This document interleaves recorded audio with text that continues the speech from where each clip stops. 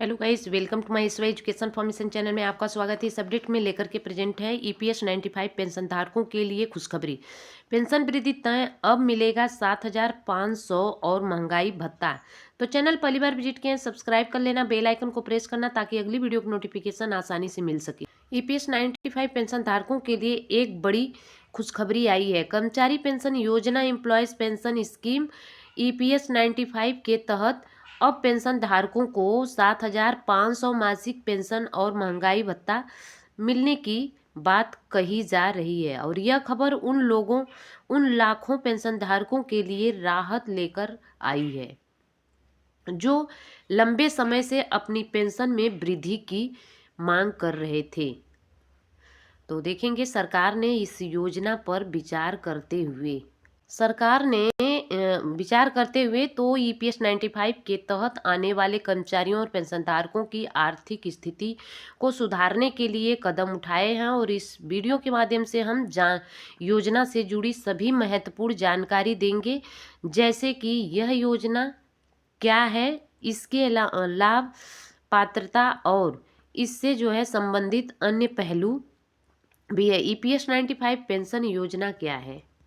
EPS 95 1995 यानी भारत सरकार द्वारा चलाई गई एक महत्वपूर्ण योजना है। यह योजना उन कर्मचारियों के लिए बनाई गई थी जो कि संगठित क्षेत्र में काम करते हैं और उनका वेतन ईपीएफओ के तहत आता है। और इस योजना का मुख्य उद्देश्य है रिटायरमेंट के बाद कर्मचारियों को वित्तीय सुरक्षा प्रदान करना। अब सरकार ने ईपीएस 95 पेंशन धारकों को लंबे समय से चली आ रही मांग को ध्यान में रखते हुए उनकी मासिक पेंशन को बढ़ा करके 7,500 करने का निर्णय लिया है। इसके साथ ही उन्हें महंगाई भत्ता भी दिया जाएगा, जिससे कि उनकी जीवन शैली बेहतर हो सकेगी।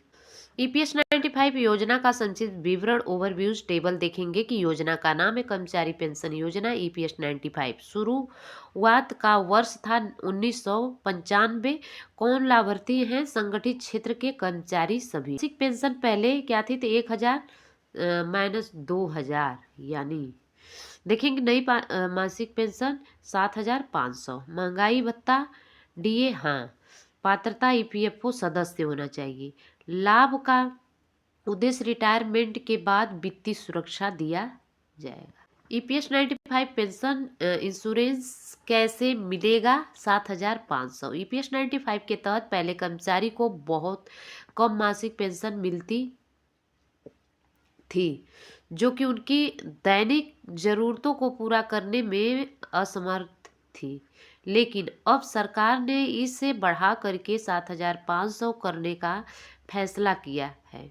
इसके साथ ही महंगाई भत्ता डीए भी दिया जाएगा, जो हर साल महंगाई दर के अनुसार इस वृद्धि से होने वाले लाभ, आर्थिक सुरक्षा, रिटायरमेंट के बाद आर्थिक समस्याओं से राहत मिलेगी, महंगाई से बचाव, महंगाई भत्ता मिलने से बढ़ती कीमतों का प्रभाव कम होगा, जीवन स्तर में सुधार, अधिक पेंशन मिलने से जीवन शैली बेहतर होगी, सामाजिक सुरक्षा, वृद्ध अवस्था में वित्तीय निर्भरता कम होगी। ईपीएस 95 पेंशन एलिजिबिलिटी कौन उठा सकता है लाभ?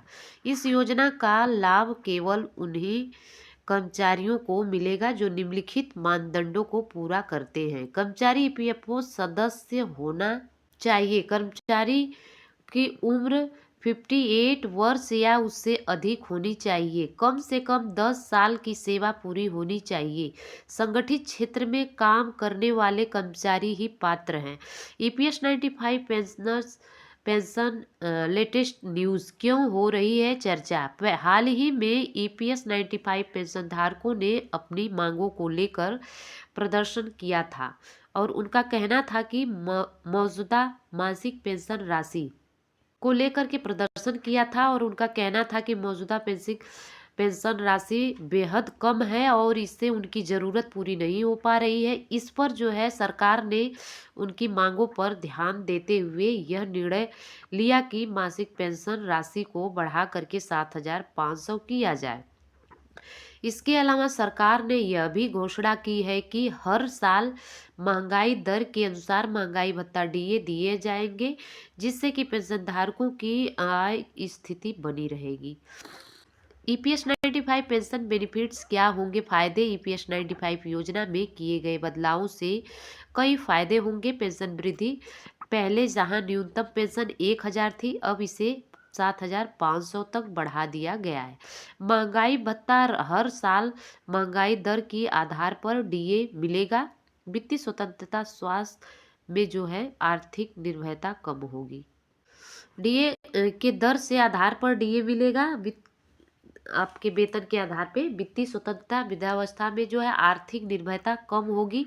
सामाजिक सुरक्षा, यह वृद्ध नागरिकों को सामाजिक सुरक्षा प्रदान करेगा। सरकार का समर्थन, सरकार द्वारा जो है दी गई सभी यह सुविधा कर्मचारियों के हित में बड़ा कदम है।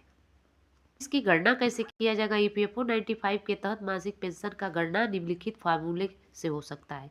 यहाँ पे देखेंगे बराबर इक्वल, बराबर ब्रैकेट में देखेंगे, लिखेंगे गुणे, यहाँ पे अब्लिक करके 70 है, तो इस तरह से यहाँ औसत वेतन उस कर्मचारी के अंतिम 5 वर्षों के औसत वेतन के आधारित होता है और नए नियमों के तहत औसत वेतन मास सीमा को बढ़ा करके अधिकतम यहाँ पर 15,000 कर दिया गया है।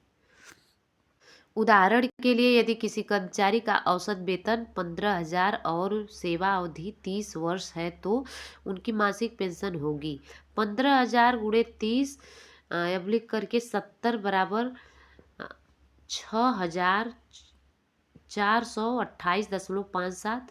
सेम प्रक्रिया नीचे आप देखेंगे इसी तरह से करना है। अब वृद्धि के बाद इसे 7,500 तक बढ़ा दिया जाएगा। क्या है चुनौतियां इसके? हालांकि इस फैसले से लाखों लोगों को फायदा होगा, लेकिन कुछ चुनौतियां भी सामने आ सकती है। सरकार पर वित्तीय बोझ बढ़ेगा। सभी पात्र लाभार्थियों तथा लाभ पहुंचाना सुनिश्चित करना चुनौतीपूर्ण हो सकता है। नई व्यवस्था लागू होने में समय लगेगा।